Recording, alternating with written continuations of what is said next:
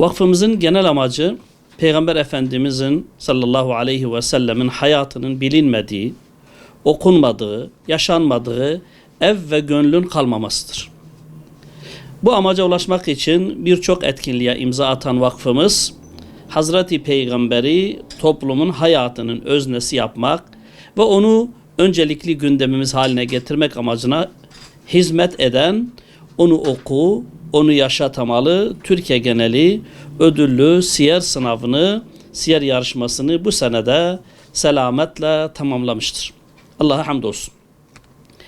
Onu oku, onu yaşa siyer yarışmasının gerçekleştirilmesinde desteklerini sunan il, ilçe, milli eğitim müdürlüklerine, okul ve tüm kurum müdürlerine, öğrencilerinin Peygamber Efendimizin hayatını okumalarına vesile olan öğretmenlerimize ve değerli velilerimize Peygamber Efendimizin hayatı anlaşılsın ve daha fazla eve girsin diye ailesinden, işinden, vaktinden feragat edip yarışmanın duyurusu, tanıtımı için koşturan fedakar üye ve gönüllerimize, kitap temin edilmesinde destek olan kitap temin noktalarına, sınava katılan, katılmak isteyip de katılamayan, bizlere dualarıyla destek veren tüm kardeşlerimize, maddi ve manevi desteklerini bizden esirgemeyen tüm hayırsever halkımıza,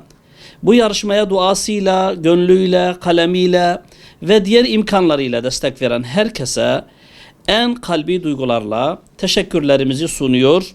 Ecirlerinin fazl-ı ilahiden keremine yaraşır şekilde verilmesini niyaz ediyor ve rıza-i ilahiye nail olmalarını Yüce Rabbimizden diliyoruz.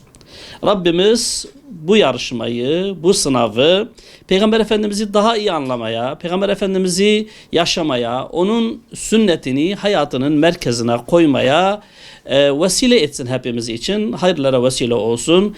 Allahu Teala emeği geçen herkesten razı olsun. Esselamu Aleyküm ve Rahmetullahi ve Berekatuhu.